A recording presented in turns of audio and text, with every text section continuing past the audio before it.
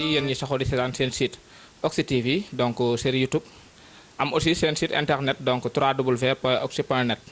tey nag ñu ngi fii si Pikine donc Pikine Texaco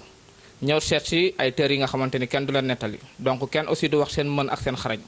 ñii waa Djiss Couture donc Djiss Couture nag ñoom nekk nañ ñoo xamante ni tey def nañ lu rëy si Pikine def nañ aussi ay jaloore yu bari fii si biir Pikine tey nag ñu ngi toog ak kenn si ñoom balaa ñuy def dara dañ koy bàyyi rek mu nuyoo ak ñi nga xamante ni yéen a saxoo di seetaan seen site Oxy TV donc di fidèle internautes yi salaamaaleykum sëriñ bi. waa kilifa gi ñu ngi lay nuyu di la ziyaare bu baax di rafetlu teewaay bi tamit di kontaan ci interview bi ngeen def nii ñu fekk si ñun tey ku ne xam na Djiss Couture xale la nekk ci Pikine Texaco waa nekk ci militaire di ñaw waaw di nuyu ñëpp daal ba ci kanam ñu continuer émission mu mel ni dégg ngeen nuyoo bi duñ def nag lu dul xuus si waxtaan bi dugg dégg nga ni mu ko waxee donc nee na Djiss Couture donc def na li nga xamante ni bari na fii si Pikine léegi nag dañuy ñëw rek dugg si li nga xamante ni mooy détail bi tey dama bëggoon xam uniquement tur bi ngeen tuddee sa atelier bi lan moo ko tax a jóg Djiss boobu. waaw Djiss bi nag moom waa maa ngi ciy nuyu suma mag suma xarit tamit mu bu dee benn fan sax def naa ko ci moom muy Saliou Fall waaw bi may jàng métier ci moom la ma tuddee woon Djiss waaw tuddee ma Djiss Couture ma nekk ci moom di liggéey waaw maa ngi koy nuyu tamit mu tuddee ma Djiss boobu ma jël ko di ci dem ba affaire bi law waaw di ko santee nag sunu borom bu bëri wér. tey ñu gis ni donc ndox nga ko si biir wax nee nga moom moo Saliou Fall moo la si jàppale tey ba nga toll fi nga toll tey nga tuddee atelier bi benn tur mu dem ba toll fi mu toll tey ñu gis ni aussi ñaw yombul d'abord balaa may dugg si dab du ma la laaj kañ nga commencé ak yooyu mais ñu gis ni ñaw yombul téere yi bëri nan tey nan nga dundee loolu. waa tey dama koy wax sama apprenti yu bari métier da nga koy jàng ba mu mokk téere bari nañ mais dañoo dafa am téere ay téere ci biir téere ndax métier téere léegi bu njëkk xale yi dañ ko doon tarbiyewu toog ci ay at mais da ngay gis léegi ku jàng 2 ans 3 ans ñëw ibbi si berse fi bopp waaw man daal loolu dama ciy conseillé xale yi ñu jàngat métier ba mu mokk. mën naa xam la moo la poussé ba nga dugg si métier mi. waaw man métier téere su ma ko defee war na waaw ndax dama judd fekk samay maam bi moom kër gi maa ngi koy nuyu di ko ñaanal fépp fee mu nekk gënal ko fii mu jóge muy sama maam Ousmane dama judd fekk sama maam di ñaw mu waxoon ma benn wax bu am solo dama daaw dama naa ba may commencé ñaw fexeel ba mën li ngay def mu ne ma bis boo mënee li ngay def boo jëlee sa machine teg ko ci ndox mu taa sax nit ñi dañ xuus fekk la fa ma jël wax jooju am ci ngëm-ngëm waaw maa ngi koy ñaanal moom it ak sama maam bu jigéen di leen ñaanal gudd fan non di leen ñaanal fii ñu jóge gënal fee ñu jëm jógal leen fii ñu gëne fii ñu jóge yàlla xare leen àjjana tamit waaw maa ngi leen di ñaanal bu baax wax jooju nag poussé ma ma nekk ndaw di jàng métier gëm li ma doon gëm ni man mii tey fi téeri egg dama fa warat egg loolu rek moo ma ci dugal ak gëm-gëm. tey ñu gis ni tailleur yi am nañ différence parce que damay dégg ñu naan tailleur sur mesure tailleur bagaar yi ak tailleur mbedd yi gis ne aussi ñu bari tey dañuy ibbi mais jàngatul ñaw bi yow est-ce que tey qualification boobu nga gis ni tailleur yi moom lañu war a am tey yaa ngi ci participer am déet. waaw maa ngi ciy góorgóorlu nag moom maa ngi ciy góorgóorlu bu baax a baax maa ngi sant yàlla nit du wax boppam mais xam naa ne am na ñaw bii may def nii am na lu suma borom defal bu baax a baax waaw maa ngi ciy sant nag sunu borom ndax métier tailleur du nit bu xewlee tey du n'importe qui lay jox ñawam ndax xew dafa am solo tey bu fekkee da ngaa nekk ak nit mu am xew ku ne day ñëw joxal diw kii ne joxal diw kii ne joxal diw kii ne joxal diw léegi bu la ci yàlla dimbalee yow ñuy jël ay yére xew di la ko jox rek loolu am na fu sa talent egg te ñun presque loolu lañ gën a qualifié ñuy xew yeeg mariage yeeg ngénte yeeg ak ñiy dem xew ak ñuy wuy si xew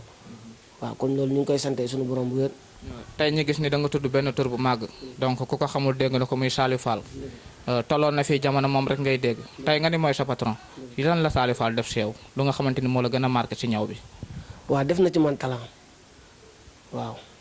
talent ndax am na yu bari yu ma jëlee ci moom muy taxaw jël mesure comme tey bari na téere yoo xam bu ñuy dagg ñaw dañuy ñëw tracé jaar kere fii def nii def naa mais moom loolu dama ko jël ci moom muy jël ñaw teg rek dagg te boo borom solee mu réglé bañ na ko ba sax sama xale yi dama leen a jàngal loolu noonu ñoom ñu koy liggéeyee par exemple sax dama leen di poussé naan leen jël leen mesure wala def leen la waaw loolu moom def na ko ci man ndax tamit ñaw yi ma njëkk di ñaw comme yu ma njëkk di ñaw bi ma beroo di commencé di ñaw ay yére ngént moom laa ko doon jox moo koy dagg waaw mu doon nit ku ñàkk ki ñaan waaw maa ngi koy nuyu di ko ñaanal lépp lu mu bëgg tamit yàlla defal ko.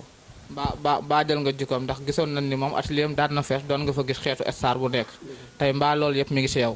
waaw loolu nag ñu ngi ciy bàyyi xel bu baax a baax a baax ndax métier tailleur moom alalu jënd la comme tey âge bi nga toll nii di ñaw boo ci profité wul na toll benn âge boo xam ne waaw affaire dootul demeeti noonu ñëpp la boo ci réagirul rek affaire bi dem dootul demeeti ndax métier tailleur mënoo cee ñaw ba nekk yenn paa boo ci nekkee ba nekk paa gëm naa ne anangooyee xaatu mi rek ngay ñaw ak grand bu beeg yooyu ndax jigéen ñi ñoo bëgg tamit léegi loolu tur la ñuy ñawee ak tamit mën a rek nekk xale ñoom loolu la ñuy ñëwee. waaw foofu sax dinaa fa ñëw parce que dama ko doon waajal mais dinaa si wax parce que dañu gisoon ñaw bu njëkk donc amoon na benn teggin doon na defar tuuti mais léegi génération bi ak ñaw léegi dafa am benn différence parce que léegi mën na ne xale solatuñ yëre si tailleur yi la wala si ñaw kat ci yéen ñuy indi ñaw yi la. non modd la modd tey xale yi ñoo bëgg loolu modd comme tey man nit dina ñëw fii jox ma tisem comme jël ci modèle tubaab bi na ma ñawal ma lii tamit dama ko koy ñawal. ndax xale yi léegi ñawte léegi modd la xale yi léegi ñoo bëgg loolu noonu comme ñawee ay modèle ñu dugg fi wala ñu ne la kereel ma fantal ma fii defal ma nii mu doon métier bu metti tailleur mu doon métier bu metti boo xam ni ndax àdduna jëflanteeg ay jigéen a gën a metti te sa boo xëyee ci jigéen ñi ngay jëflanteel waaw mu doon métier bu méttee métti boo xam ne yow ku ci nekk rek moo la ko mën a wax. tey danoo gis ni aussi comme li nga wax métier bu métti la donc gis na ne aussi coono mi ngi si mais ñenn ñi ñu ngi naan métier bu nooy la du métier yu góor est-ce que yow wax jooju danga koy nawlu. waaw comme loolu tamit maa ngi ciy wax ndax tailleur yi léegi comme da ngay gis tailleur boo xam ne heure bu xëyee atelier am ay jigéen lay toogal mais tàmm fréquentation jigéen boobu mooy dem ba ñoom dañuy yambare te duñ ci bàyyi xel waaw mais taxut ñu nekk li ñu leen di waxal. mais tàmm fréquentation jigéen la loolu tamit maa ngi ciy ñaax sama bokk tailleur ñu bàyyi ci xel bu baax xam ne ñoom duñu ay jigéen ay góor lañ. mais est-ce que aussi jotul tamit yéen tailleur yi ngeen xoolaat mode ñaw bi parce que temps yi dañuy seetlu ni xale yi solatuñu yére comme ni ma la ko waxee donc seen cër yëpp day nekk si biti ñoom dem nañ ba nga xamante ne léegi sax daan na ko solatuñu lépp daal solatuñu lépp si tisi yee matul wala yéen a mënatu ñaw wala nu mu demee noonu. non mode la loolu mooy mode. mais mode xam nga mode aussi dina ñëw ànd ak reflet bi donc nga sol ko mu doon yére bu jot ànd ak yow mais munoo sol loo xamante ni sa cër yëpp day ne si biti nga ni mode la est-ce que yéen tamit éducation boobu yéen waroo leen si jouer yéen tailleur yi. waaw war nañu ci jouer tamit mais xale yi tamit ñoo ko bëgg de xale yi tamit dañoo bëgg ay ñaw yi sec yooyu de wax dëgg yàlla te ñu nit benn instant bi tamit dañuy xool lu ñuy gagné dañuy xool lu ñuy liggéey ndax nit ñëw na la defal ma lii nga ne ko non doo ma la defal lii laay defal amul fenn li mu bëgg client bi moom c'est le roi li mu bëgg rek nga koy defal. loolu tamit da ciy jouer xale yi léegi même bu dee yëre tubaab bi ñu dem jënd sax dañuy jënd lu sexe xale yi ñoo bëgg loolu. mais est-ce que yéen tailleur yi tey amoo leen rôle ci éducation laa wax amoo leen rôle ci éducation par rapport ak bu client ñëwee ngeen am droit imposer ko ne ko ñun de bu ñu sañoon lii ak lii la ñuy def te bañ a compter aussi de trop ci client bi li muy bëgg. waaw parce que client mën na bëgg lu mu bëgg mais yow aussi peut-être mën nga am noo waxee ak moom dina changer décision ci lu mu bëgg mën a ñaw lu baax. dëgg la waaw loolu tamit day am ñun dañ koy def. par exemple yéen du ngeen ci jouer d'abord. non dina am ñu ci jouer mais am na tamit tailleur yoo xam ne ñoom doxuñu ci lool mais man par exemple client indi ñaw ne ma defal ma lii mais dama naan ko lii bu ma ko defee lii ak lii mooy dàq te modèle bi muy indi su ñëwee dama ko koy détourner na ko lii boo ko defee ak lii ndax xam ne loolu mooy wax noonu su ma ko defee ci ñaw bi tissu bi du ko mën wala ñaw bi du baax dama naan ko defal lii ak lii. ok donc ma saa ci am lu ma la laaj dañu gis ne temps yi tailleur yi dañu bari tellement que ni mooy loolu te ñi nga xamante ni xaaj bi yëpp ñooy ibbi bu ñu dee 100 boo génnee 80% yi duñu tailleur jànguñu ñaw dañuy am xaalis ibbi seen atelier jël ay boy yu ndaw teg leen fa yooyu est-ce que loolu aussi yàqul dara ci milieu bi. waaw mi ngi xaw a jouer ci métier bi tamit mais jouer tamit ci métier bi ci ñi ko jàng comprendre nga léegi dafa bari ñoo xam dañuy am moyen rek ñëw ibbi tailleur mais secret ñaw la dul xam.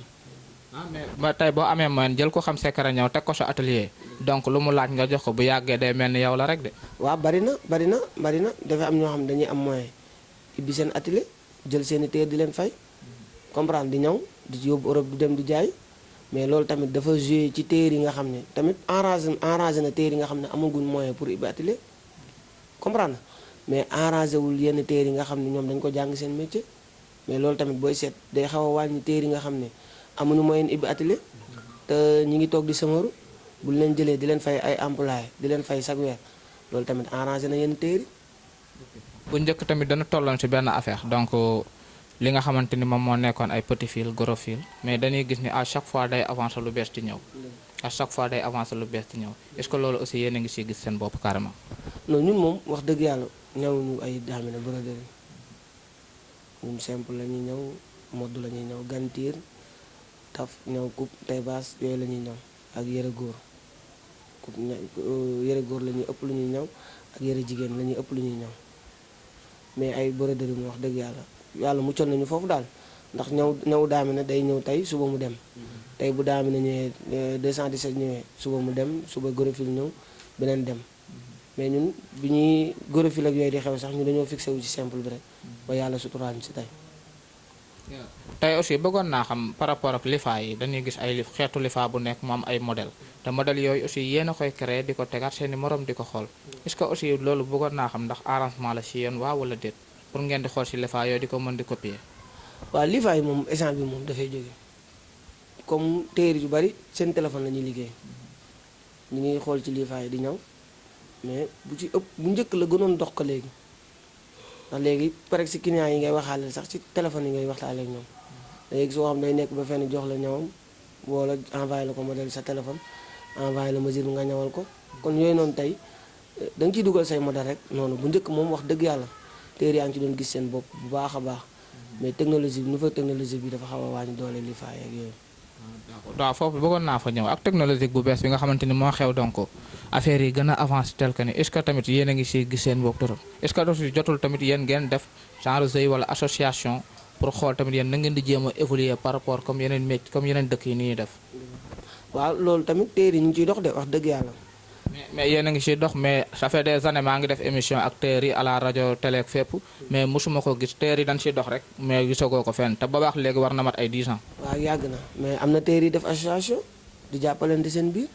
mais seen association du dox parce que da ngeen koy commencé mais finalement jalousie si mujj mu arrêté wala yeneen affaire. dëgg la waaw loolu tamit dëgg la comme tey damay jox benn exemple téer moo doon métier tendance moo waral pour ñu booloo day jafe comme tey da ngay gis koo xam day xewle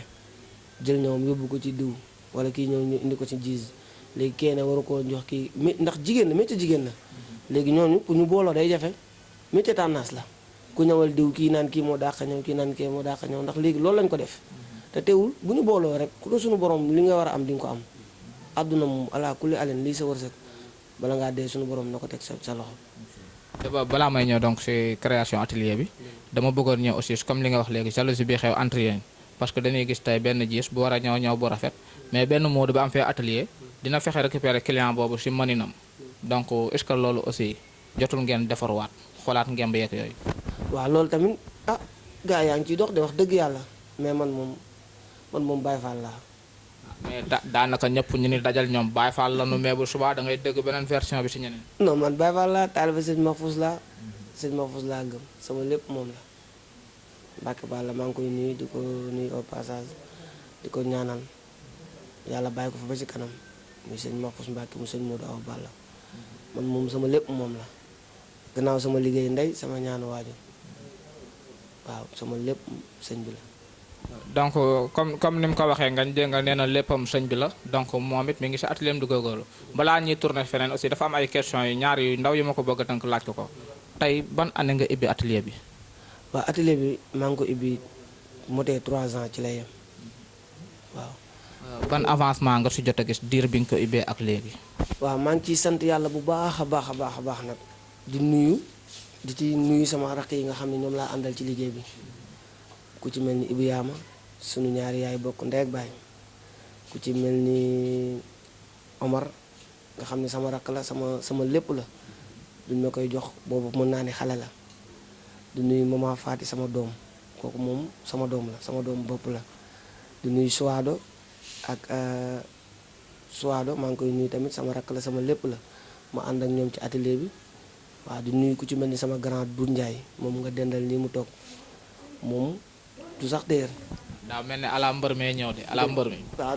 damay nuyu samay nit ndax bu ñu nee diw baax na day xam dañ naan mbokk yaa ko wax su ma defee ba pare tamit te nuyu ma samay nit day mel ni daal di nuyu sama grand Doudou Ndiaye mi nga xam ni ñoo bokk lépp waaw muy sama grand di sama lépp bu liggéey jee waa ci ñëw ci place bi defeel nii waxeel nii toogeel nii du nuyu sama waa kër gi nga xam ni maa ngi yeewoo ndoog ñoom ci kër gi samay bàjjan. non dégg da ngay garde nuyoo bi ma dem ci grand bi damay ñëwaat si yow ndax dama war a tëj ak yow.